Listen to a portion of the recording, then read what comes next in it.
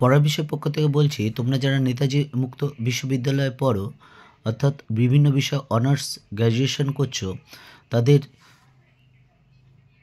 Assignment জমা শুরু হয়ে গেছে। তোমরা জানো 14ই নভেম্বর দুপুর 2টো থেকে এবং 21শে নভেম্বর দুপুর 2টো পর্যন্ত চলবে।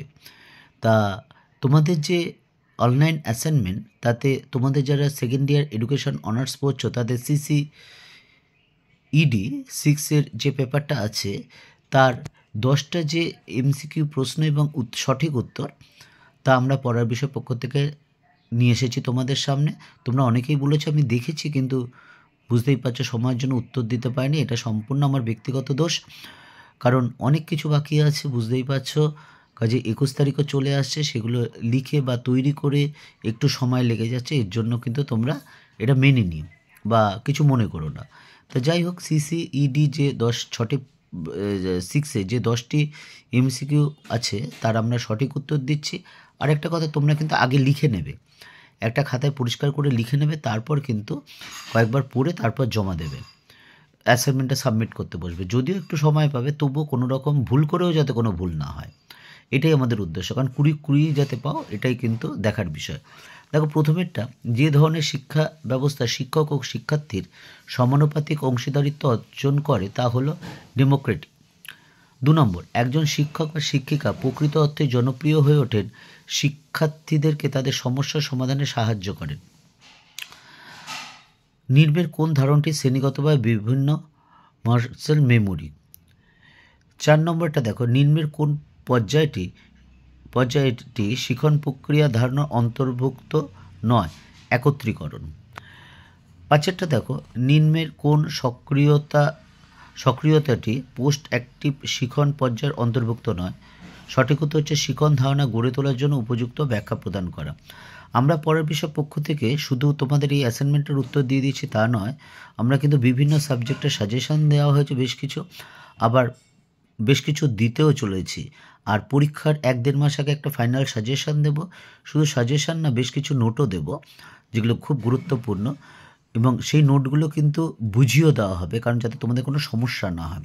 কারণ দীর্ঘ অভিজ্ঞতা, আমার নিজে ব্যক্তিগত 23-24 বছর শিক্ষকতার অভিজ্ঞতা, প্লাস আমার কিছু সিনিয়র দাদা দিদি বিভিন্ন স্কুল কলেজের, বা আমার কলিগ যারা আছে বিভিন্ন স্কুল কলেজে, বা আমার কিছু জুনিয়রও যারা আছেন তারাও এর সাথেই জড়িত।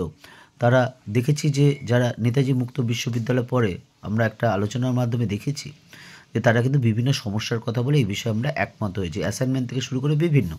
কাজেই আমরা ঠিক করলাম যে যাতে আমরা যদি একটু ওদের কিছু করতে পারি, সেই জন্যে আমাদের পথ চলা শুরু। এবং এতে শুধু আমার নয়, অনেকের ভূমিকা আছে, প্রত্যক্ষ পরোক্ষ সব রকম। সবচেয়ে বড় কথা হচ্ছে ছাত্ররা। এই ছাত্ররা কিন্তু আমাদের বলেছে, স্যার এইটা অ্যাসাইনমেন্টে অসুবিধা হচ্ছে, যার জন্য খোলা। কাজেই তোমার যদি মনে হয় ভালো লাগবে বা ভালো হচ্ছে বা সুবিধা হয় বা উপকার হয়, তাহলেই চ্যানেলটি সাবস্ক্রাইব করবে, নাহলে কিন্তু করবে না। 6টা দেখো, শিখনের আরোহী পদ্ধতি নিম্নের যে বক্তব্যটির সঙ্গে সম্পর্কযুক্ত? সঠিক উত্তর হচ্ছে নির্দিষ্ট থেকে সাধারণ ধারণার উপস্থিত হওয়া।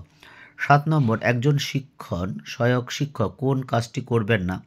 4টে অপশন আছে, তার মধ্যে বাকি 3টে করা উচিত, কিন্তু যেটা করা উচিত না সেটা হলো পরিণতিতে তিনি শ্রেণীকক্ষের কর্তৃত্ব নিজের হাতে নেবেন। 8 নম্বরটা দেখো, এটা একটু কাটাকাটি হয়ে গেছিলো, গণ্ডগোল হয়ে গেছিলো, এটার প্রশ্নটাতে চলে গিয়েছিল।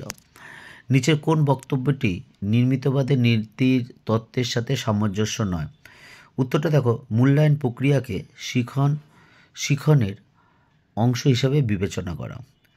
9 নম্বর প্রশ্নটা দেখো, ভাষা, স্মৃতি, শুনতে পারার ক্ষমতা, ঘটনার পর্যায়ক্রমিক বিন্যাস ও সংগঠিত করার ক্ষমতা। ঘটনার পর্যায়ক্রমিক বিন্যাস ও সংগঠিত করার ক্ষমতা মানব মস্তিষ্কের যে অংশ নিয়ন্ত্রণ করে তা হলো টেম্পোরাল লোব। লাস্ট প্রশ্ন দেখো, রিফ্লেক্টিভ টিচার সম্পর্কে নিজের কোন বক্তব্যটি পেডাগজির দৃষ্টিভঙ্গি থেকে সঠিক? শিক্ষক সচেতনভাবে শিক্ষার্থীদের সক্রিয়ভাবে অংশগ্রহণে উপস্থিত হবেন। অর্থাৎ কোশ্চেনটা হচ্ছে ডিডাকটিভ টিচার সম্পর্কে নিম্নের কোন বক্তব্যটি পেডাগজির দৃষ্টিকোণ থেকে ঠিক? এইটাই হচ্ছে অপশনের উত্তরটা। তা এই হচ্ছে তোমাদের 10টা প্রশ্ন, এবং তার উত্তর আমরা পরের বিষয় পক্ষ থেকে করে দিলাম, এবং আমরাই একমাত্র চ্যানেল যা প্রায় 60টার উপর অ্যাসাইনমেন্ট করে দিয়েছি তোমাদের। তোমাদের যদি দরকার হয় ডেসক্রিপশন বক্সে দেখে নিও তোমাদের মতো প্রয়োজন মতো। আর আরেকটা লাস্ট কথা, এটা একটু ঠিক করে শুনো, যদি তোমাদের কেরিয়ার ওরিয়েন্টে অর্থাৎ পড়াশোনা করার পর কী করলে কোথায় কী হয় না হয় এই সম্পর্কে যদি তোমাদের কোনো জানার ইচ্ছা থাকে বা কৌতূহল থাকে, তাহলে আমাদের জানাতে পারো ডেসক্রিপশন বক্সে। আমরা কিন্তু কোনো কিছুর বিনিময় নয়, আমরা সম্পূর্ণ এই চ্যানেলের মাধ্যমে আমরা কিন্তু তোমাদের প্রদান করব, এবং আশা করি তোমরা যদি কোনো বলো সেই সমস্যার 100% যদিও বা না পারি 99.99% কিন্তু অবশ্যই সমাধান করব। পড়ার বিষয় পক্ষ থেকে এতটুকুই। অগ্রিম শুভেচ্ছা রইল। শুধু অ্যাসাইনমেন্টের 100% মার্কস নয়, লেখা পরীক্ষা খুব ভালো হোক তাও নয়, জীবন খুব সুন্দর সুখময় আনন্দদায়ক হয়ে উঠুক।